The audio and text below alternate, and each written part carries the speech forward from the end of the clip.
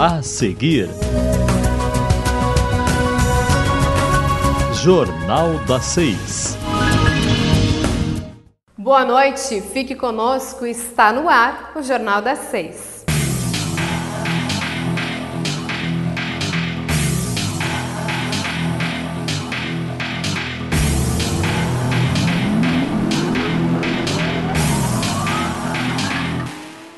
Vamos começar o jornal de hoje falando sobre algo que começa a preocupar os gaúchos. A capital gaúcha registrou as 2 primeiras mortes por gripe A do ano no estado, até esta data. No ano passado, nenhum óbito relacionado ao H1N1 havia sido notificado. Mesmo depois das mortes, a campanha de vacinação não deve ser antecipada por mais tempo do que já foi. Segundo a Secretaria Estadual da Saúde, segue com o início previsto para 25 de abril. A data da campanha nacional é 30 de abril. A Secretaria Estadual de Saúde confirmou 2 primeiras mortes por gripe A em Porto Alegre. Uma das vítimas foi um menino de 7 anos e outro um homem de 35. Conforme a assessoria de comunicação da Secretaria, as 2 pessoas residiam em Porto Alegre e estavam internadas em hospitais da capital. O vírus H1N1 já é responsável por metade dos casos de gripe registrados no país. Do total comprovado para influenza em análises laboratoriais, 50% apresentam a infecção por essa variação do vírus, responsável por uma pandemia em 2009. O doutor Zimmermann salienta quais são os principais sintomas e também no que consiste essa doença. A gripe influenza do tipo A, entre elas se inclui o H1N1, que é um vírus de gripe muito agressivo, que realmente quando ele atinge o trato respiratório, ele traz sequelas importantes, inclusive aqui no Rio Grande do Sul houveram esses 2 casos de morte, né? Então é muito importante a população entender que é uma situação importante, é uma situação de risco, que vale a pena prestar bastante atenção. O boletim divulgado nesta segunda mostra que o subtipo influenza A já provocou apenas nos primeiros 3 meses deste ano 71 mortes, quase o dobro do que foi registrado no ano de 2015. Os casos também subiram de forma expressiva. Até agora foram 444 notificações de síndrome respiratória aguda grave, o triplo de todo 2015. De fato, os sintomas mais importantes são os seguintes.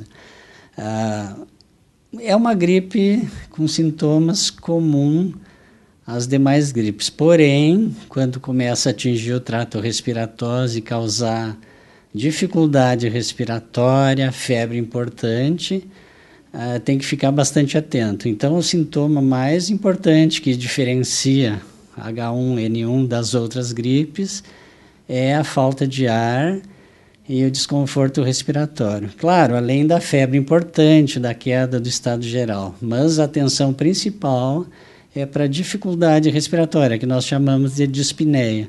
Quando isso acontecer, é importante então que se procure um atendimento médico. A vacina é importante, previne quase que 100%, que a gripe se instale, e dentro da faixa etária estabelecida pela Secretaria de Saúde é importante que todos se vacinem.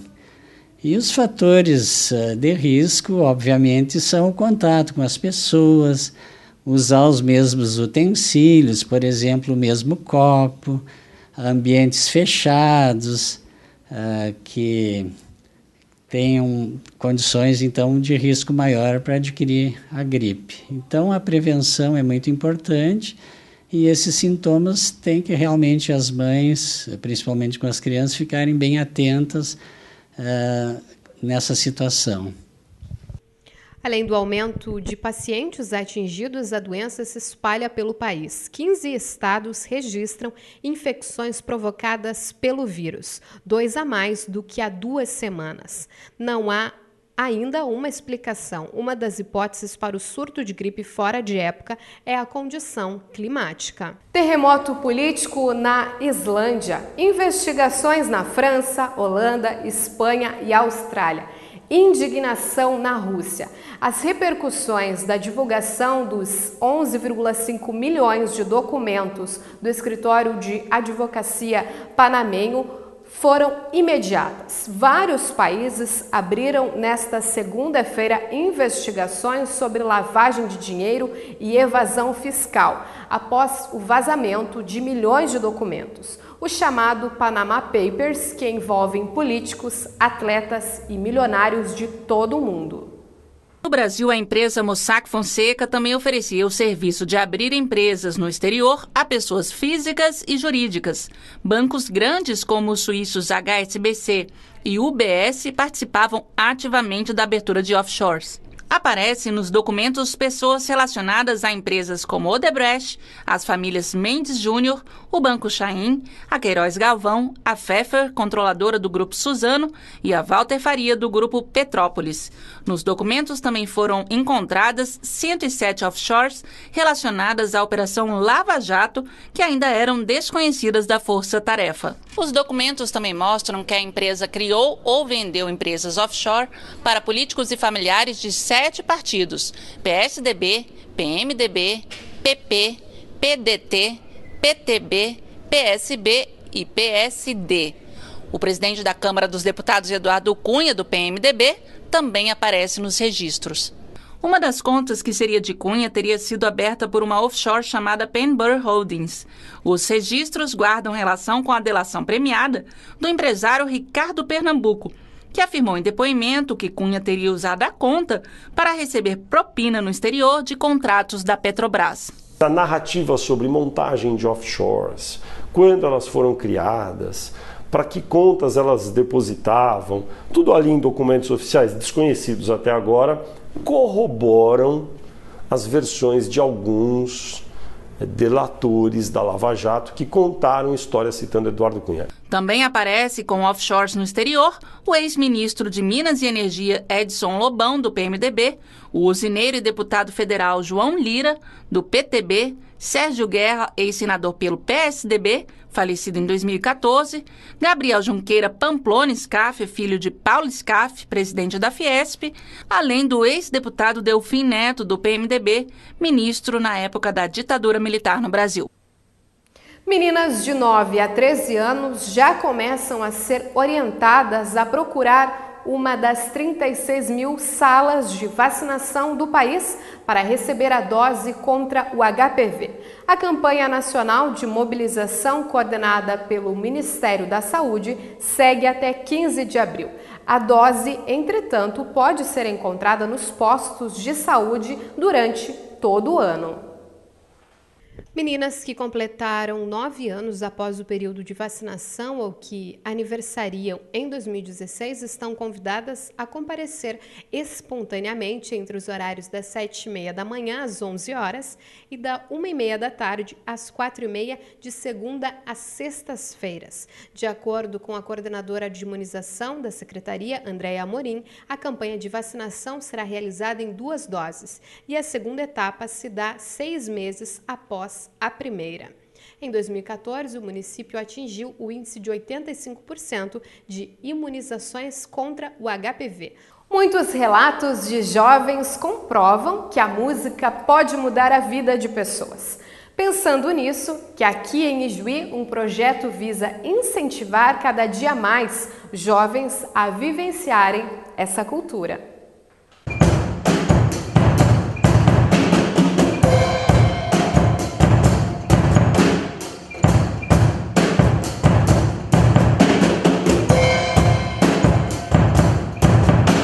Não é de hoje que pesquisadores observam que estudantes que decidem aprender a tocar um instrumento musical se destacam em diversas áreas, como leitura, raciocínio e habilidade de atenção não verbais.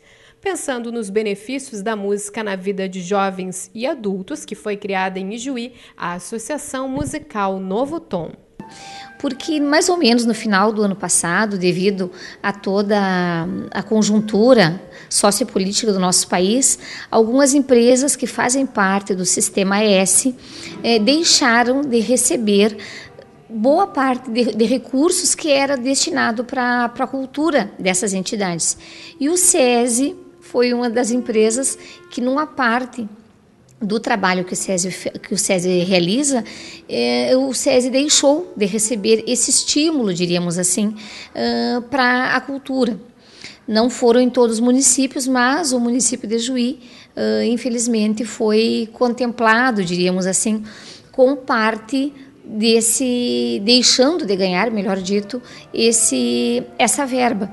Então, o que o professor Armindo, que é o que coordena, que é o analista de esporte e lazer do SESI, resolveu fazer, diríamos assim. Convidou os pais dos alunos que fazem parte da associação, que já há anos vinham participando da música, para que nós nos uníssemos e, de forma legal, criássemos uma associação que era a forma com que os nossos filhos poderiam seguir tendo acesso à música. Percussão, bateria, violão, flauta doce, sopros. O Novo Tom oferece musicalização em muitos instrumentos. O teclado é considerado dos mais difíceis, mas se engana quem pensa que há uma idade certa. Não importa se você é criança ou adulto. A professora salienta que todos podem aprender. Eu tenho visto, assim, tenho experimentado, né, assim, exemplos de pessoas, né, que têm buscado, né, vamos dizer assim, até como uma forma de fazer uma ocupação para a sua vida, além daquilo que vem fazendo, né? E a música é um belo de um instrumento para você avançar, né? Então, assim, a gente tem percebido, assim, as pessoas adultas que têm nos buscado, né? E alguns desafios para eles realmente talvez vão ser um pouco mais, com um pouco mais de tempo, enquanto uma criança, que de repente a destreza, toda aquela parte, mas eles não estão desistindo. Então, isso é motivo da gente não desistir, né? Mesmo a gente sendo adulto, sempre tem uma oportunidade, tem um momento que você tem como aprender mais alguma coisa, né? Então, eu vejo assim que realmente tem contribuído muito, né? E nos surpreendeu, né, nós termos também pessoas adultas que estão buscando, né, vamos dizer assim, esse outro lado, né? Às vezes são pessoas que já estão aposentadas, né, que têm um tempo, vamos dizer assim, livre, né, que podem fazer outra coisa. E tem essas pessoas que realmente querem para trabalhar lá na sua comunidade, para tocar no grupo que frequentam. Então, assim, com objetivos também, né? E eu acho isso muito bom e acho importante ver, assim, que as pessoas não estão desistindo. Quando falamos em bateristas, normalmente são homens, mas a associação foge um pouco do que é considerado mais comum. Aqui a professora é uma mulher. Ana Maria dá aula de música há 9 anos e afirma que é necessário quebrar um pouco essa imagem de apenas homens tocando bateria.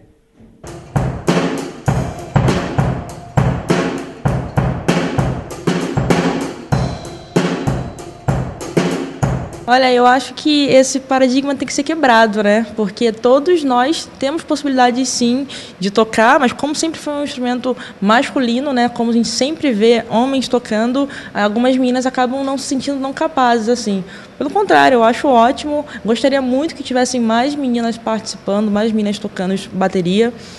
Conheço outras escolas que têm um número muito grande de meninas tocando e é muito bom, porque tanto como os meninos estudam, elas também aprendem rápido, têm uma sensibilidade um pouco até mais aguçada do que alguns meninos. Ficam até um pouco mais de vantagem, mas acredito que um pouco de vergonha por ser um instrumento que só menino toca. Isso não é bem assim, isso pode ser deixado de lado já. As aulas de música contribuem com a vida escolar das crianças. Na escola me ajuda bastante, assim, por causa que a música ela mexe bastante com a cabeça, tu usa bastante o cérebro, assim, então me ajuda bastante, assim, em certas coisas.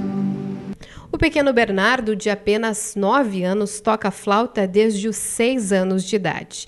E há pouco mais de um ano começou as aulas de teclado. Eu estou pensando em ser músico quando crescer. E além da flauta e do teclado que eu faço, essa quarta-feira eu comecei a tocar bateria.